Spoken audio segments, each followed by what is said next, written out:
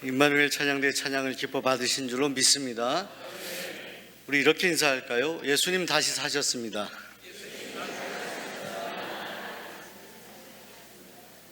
부활절이 아닌데 왜 그렇게 인사를 하느냐? 오늘 찬양대가 그렇게 귀한 찬양을 해주셨기 때문에 그렇기도 하고, 우리 기독교 신앙은 이 부활이라는 것, 다시 살아난다는 것에 아주 큰 믿음의 방점이 있기 때문입니다. 사랑하는 여러분, 오늘 여러분의 삶의 자리에서 일어나시기 바랍니다. 어떤 일에도 낙심치 말고 주님 바라볼 수 있기를 간절히 소원합니다. 그런 우리에게 때때로 이 세상은 어떤 경쟁을 부추기기도 합니다. 세상은 온통 경쟁 사회인 것 같습니다. 학생들끼리도 공부하느라 경쟁하고, 대학 들어갈 때도 경쟁하고, 취업할 때도 경쟁하는데, 취업이 되고 나서도 직장에서 승진하기 위해서 또 경쟁합니다. 이 경쟁의 어떤 모습들, 이것이 세상만의 모습인가 라고 생각할 때 꼭 그렇지만은 않습니다. 오늘 우리 안에도 이 경쟁의 DNA가 있습니다. 경쟁. 또 우리가 정말 경쟁하지 않고 조화스럽게 살아가야 될 그런 대상과도 때로는 경쟁하는 일들이 있습니다. 저는 이번에 수련회 경쟁을 넘어서 우리의 막힌 담을 허물고 하나 되자라는 주제로 이번에 수련을 했는데, 그래서 여러분들은 조금 실망하셨을지 모르지만 보물을 찾는데 이 보물의 내용이 다 똑같아요. 전부 1등입니다. 여러분, 이 10개의 조로 나누어서 성극을 구성했는데 제가 이렇게 발표했죠. 마지막에 심사평을 하고 3등, 그러니까 우리 성도님들이 두두두두 이러시더라고요. 그리고 2등, 1등 이렇게 발표하고 싶은데 모두가 1등입니다. 우리 옆 사람에게 모두가 1등입니다.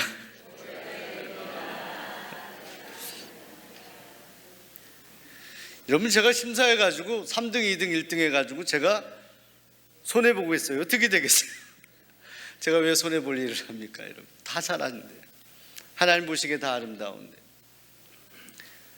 사랑하는 여러분, 우리 마음속에 이 경쟁이라는 하나의 생각들, 누굴 넘어서고 이겨야 된다는 생각들을 우리가 주님 안에서 극복해야 합니다. 성경은 우리가 경쟁하기보다 서로 조화스럽게 협력해서 해야 될 동역, 함께 기뻐해야 될 일, 또 함께 아프며 눈물 흘려야 될 일들에 대해서 말씀하고 있지, 우리가 누군가를 이기는 일들에 대해 그렇게 독려하거나 우리에게 명령하고 있지는 않습니다. 오늘 성경에 보면 정말로 사랑해야 될 대상임에도 불구하고 다소 경쟁적인 관계를 소개하는데 바로 에서와 야곱이라는 인물이었습니다. 오늘 말씀이 증언하는 것처럼 이 아버지 이삭은 에서를 더 사랑했고 어머니 리브가는 야곱을 더 사랑했습니다.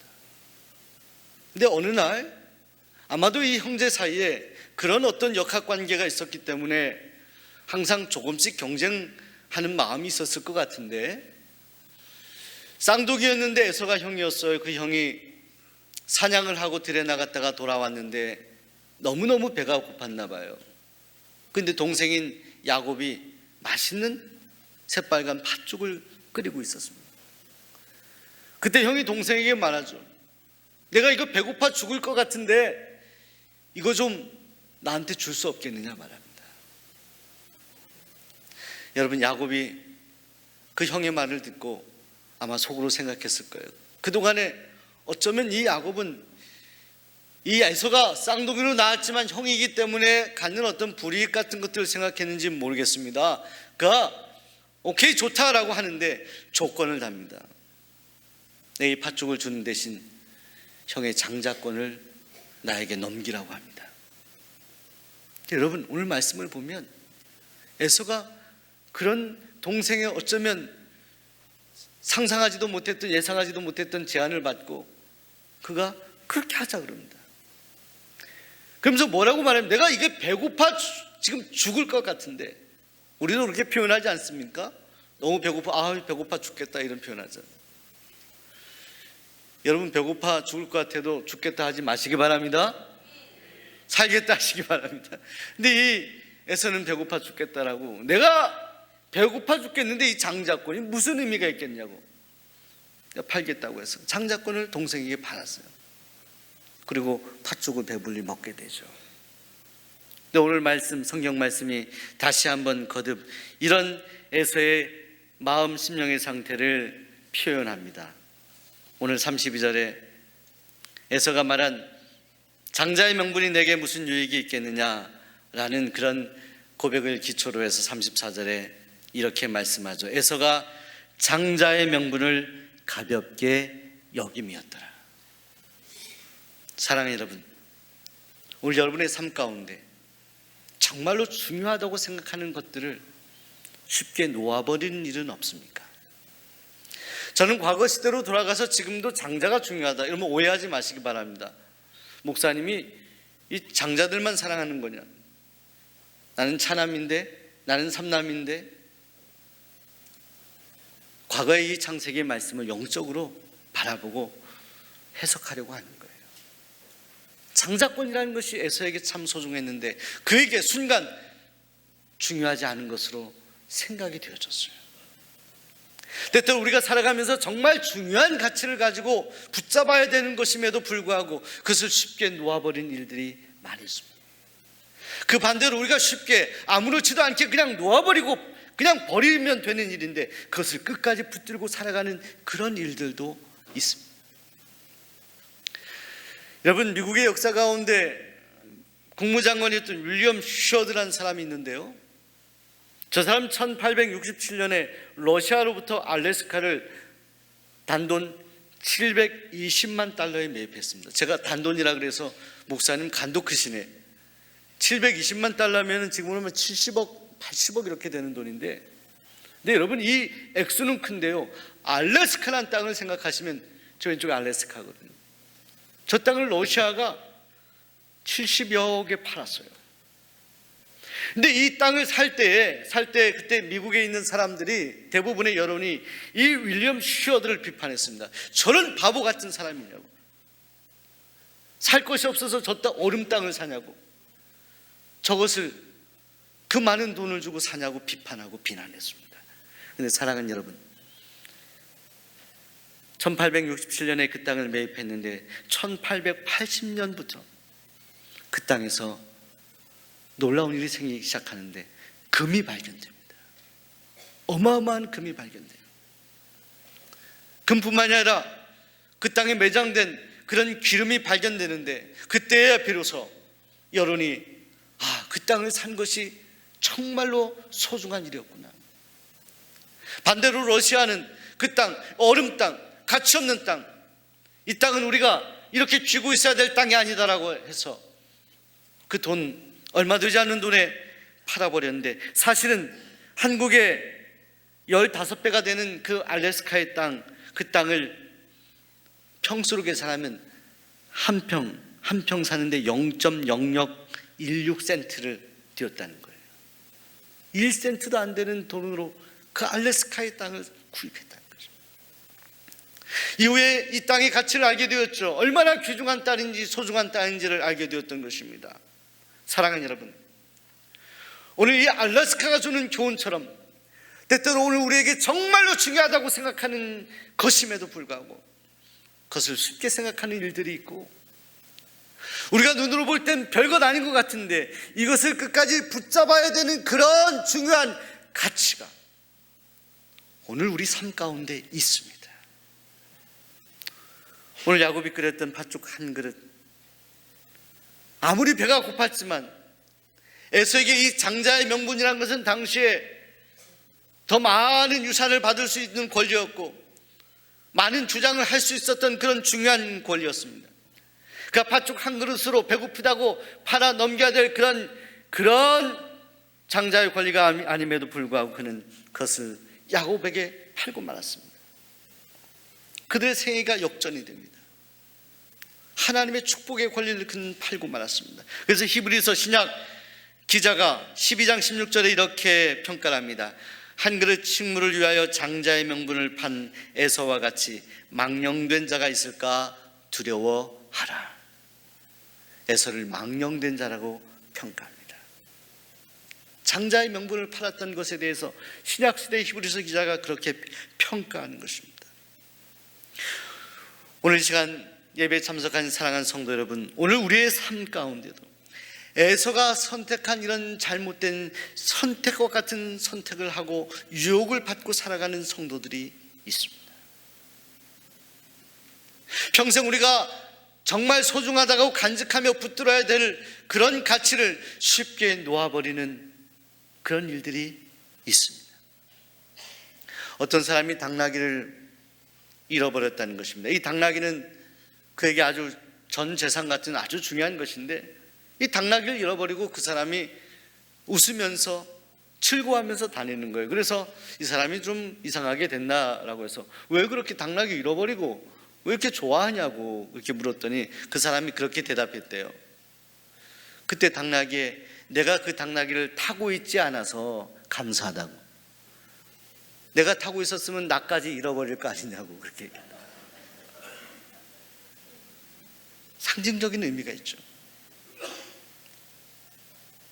여러분, 우리가 많은 것을 잃어버리고 모든 것을 잃어버렸다 하더라도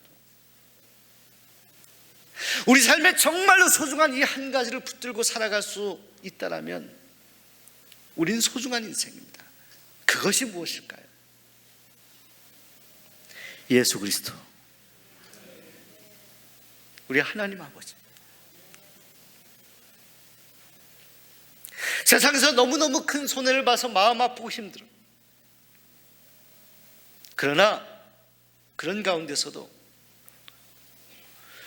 질그릇 같은 우리의 존재 가운데 존재하시는 우리를 구원하신 예수님, 그 예수님을 우리가 간직할 수 있다면 우리는 하나님의 소중한 하나님의 자녀로서 아름답고 귀한 삶을 살아갈 수 있는 것입니다. 결국 무엇입니까? 우리가 다른 것을 잃어버리고 놓아버려도 우리가 끝까지 붙들어야 되는 것, 어쩌면 에서가 끝까지 고집하고 붙들고 있어야 되는 것이 장자권이었다면 오늘 우리에게 끝까지 붙들고 놓지 말아야 될 우리 주님, 그 주님은 하나님이 우리에게 보내신 하나님의 아들 예수 그리스도, 우리를 구원하신 구세주가 되십니다. 우리가 세상에 그 어떤 것들을 잃어버려도 하나님과의 관계를 잃어버리면 아니 됩니다. 하나님이 예수님을 보내셔서 우리를 구원하신 그 놀라우신 은혜 가운데 우리와 맺은 새 언약, 그 관계를 우리는 놓아서는 아니 되는 것입니다. 전에 섬기던 교회에서 세 가족가 한 번은 고민을 하면서 저에게 왔습니다. 직장에서 여러 가지 불이익을 당한다는 거예요.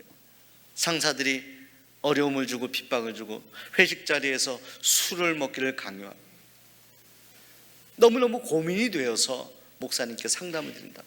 정말로 이 사람들, 이 직장 상사들과 타협하지 않으면 정말 진급하기 어려울 것 같다는 이야기를. 목사님 어떻게 해야죠? 제가 믿음으로 살아오긴 했는데 정말 그런 것 같습니다. 세상은 그런 것 같습니다 라고. 목사님, 저에게 조언 부탁드릴게요. 제가 뭐라고 조언했을까요? 순간 하나님 앞에 기도했죠. 하나님, 어떻게 조언할 수 있을까요? 제가 그분에게 그렇게 조언했습니다. 직장에서 해고되는 일이 있더라도 강요된 술자리에 가서 술을 마시지 마십시오. 하나님을 바라보십시오. 하나님이 우리 형제님을 보고 계시잖아요. 사람을 보지 말고 하나님을 보십시오. 사람과의 관계를 잃더라도 하나님과의 관계를 잃어버리지 마시고 하나님을 붙잡으세요. 그 하나님이 책임져 주실 것입니다. 그리고 좀 시간이 지나서 이후에 대화하는 가운데 그 괴롭히던 직장 상사들이 기도하면서 하나님 앞에 담대하게 나아가고 타협하지 않았는데 그 괴롭힘이 끊어지더래요. 너무나 신기하죠. 그리고 이후에 그분이 회사에서 진급도 했어요. 사랑하는 여러분, 오늘 우리의 인간관계, 세상에서의 직장의 문제, 직업의 문제, 가족의 문제, 우리가 고민하는 그 어떤 것이라 하더라도 그 문제를 개선하고 바꾸어 주시고 변화시켜 주시고 우리가 원하는 바대로 이루어 주실 분이 하나님이시기 때문에 우리는 세상의 다른 것을 놓더라도 하나님을 놓아서는 아니 된다는 것입니다. 하나님과의 관계를 위해서 우리는 다른 것을 놓을 수 있어야지, 다른 것 때문에, 우리가 눈에 보이는 팥죽 때문에 우리의 존재를 만족시키고 우리의 본능을 만족시키는 그런 것들 때문에 하나님을 잊어버려서는 안 된다는 것입니다. 어떤 순간에도 하나님을 바라볼 수 있길 바랍니다. 오늘 여러분에게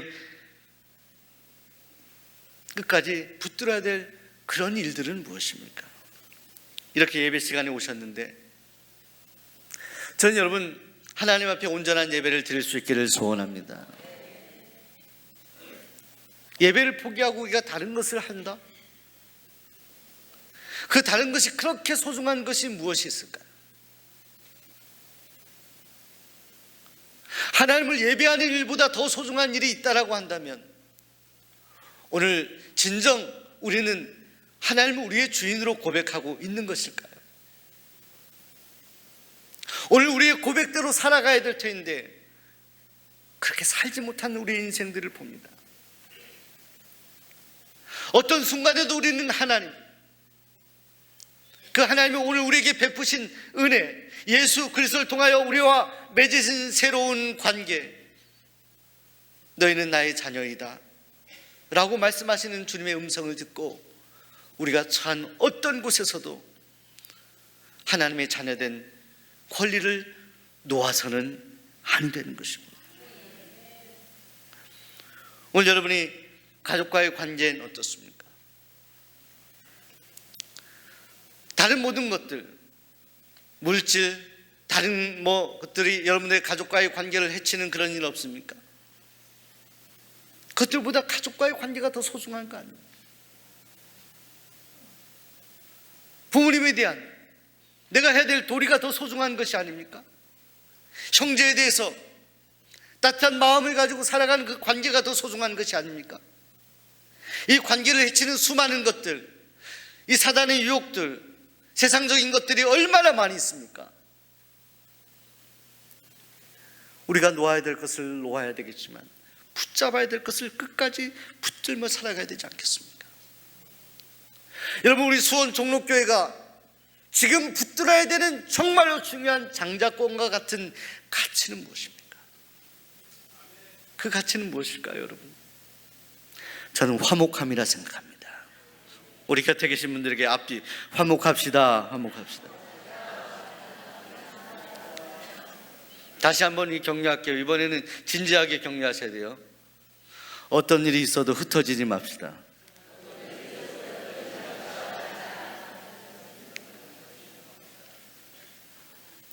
여러분, 우리는 성령 안에서 하나 되어야 됩니다. 말씀 안에서 하나 되어야 됩니다. 교회사를 통해서 수많은 명분들을 통하여 교회를 분열하고 하나님 말씀을 전하고 복음이 전해지는 발목을 잡는 일들이 너무너무 많아. 나눠지게 하고 갈라지게 하고 팥죽 같은 것, 내 만족을 취하기 위해서 주장하는 일들. 왜 우리가 기도해야 하는 것입니까? 왜 우리가 십자가를 바라보아야 하는 것입니까? 여러분, 교회는 민주주의가 아닙니다. 교회는 신주주의입니다. 교회는 하나님 중심이 되어야 돼요. 목사도 성도도 모두 기도하며 하나님이 우리에게 주시는 뜻을 붙잡아야 돼요. 그거 붙잡고 하나 돼야 돼요. 조금 부족하더라도, 조금 마음에 들지 않더라도 우리는 이 하나됨을 깨는 그런 도전에 대해 과감하게 맞서야 하는 것입니다. 기도해야 하는 것입니다. 여러분, 수원 종로교회는 하나님이 반드시 부흥하도록 계획하고 계십니다. 믿으시면 아멘. 이거 하나님의 계획이에요. 왜 그렇다고 생각하십니까? 제가 기도할 때마다 하나님은 말씀하시는 것 같아요. 오늘 새벽에도 말씀했지만 하나님은 수원 종로교회를 긍휼히 여기십니다. 여러분, 자녀들이 여럿 있을 때 아픈 자녀가 있잖아요. 몸에 핸디캡이 있는 자녀도 있을 수 있고 마음이 짠한 자녀가 있죠. 우리 수원 종로교회는 하나님 보시기에 그런 자녀같이 느껴져요. 그 오랜 역사 가운데 많은 바람이 있었고 풍파도 있었습니다. 사랑하는 여러분, 어떤 일이 있더라도 우리는 기도하여 하나 되어야 됩니다. 말씀 안에서 하나 되어야 되고, 주님이 원하시는 위대한 가치를 바라보며 그 가치를 놓지 말고, 화목이라는 가치, 하나됨이라는 가치를 놓지 말고 우리는 하나 되어야 합니다. 나의 생각과 다르다 하더라도 존중해야 되는 것입니다. 서로 사랑하고 격려하고, 어려운 성도가 있을 때 도와주고 손잡아주는 교회가 되어야 하는 것입니다. 이것보다 더 소중한 가치를 지금 우리 수원 종로교회에 명하시진 않는 것 같습니다. 사랑하는 여러분, 우리가 살면서 다른 것을 포기하더라도 하나님과의 관계를 포기하지 않겠습니다. 믿음을 포기하지 않겠습니다. 끝까지 달려간다면 하나님은 여러분을 칭찬하실 것입니다. 힘들고 어려울지라도 그 싸움, 그 영적인 싸움, 그 선한 싸움을 다하고 정말로 당장 눈에 보이는 것 때문이 아니라, 나를 만족해 하는 것이 아니라 하나님을 만족하게 하고 하나님을 기쁘시게 하는 바로 그 가치를 끝까지 붙들고 믿음으로 나아갈 수 있다면 하나님은 나중에 저 천국에서 우리를 안아주실 것이에요. 잘했다 칭찬하실 것입니다. 오늘 여러분에게 하나님이 끝까지 붙들라 하시는 장자권 같은 것은 무엇입니까? 오늘 여러분에게 하나님께서 버리라 하시는, 놓으라 하시는, 극복하라 하시는 파축 같은 것은 무엇이 있습니까? 함께 기도하겠습니다.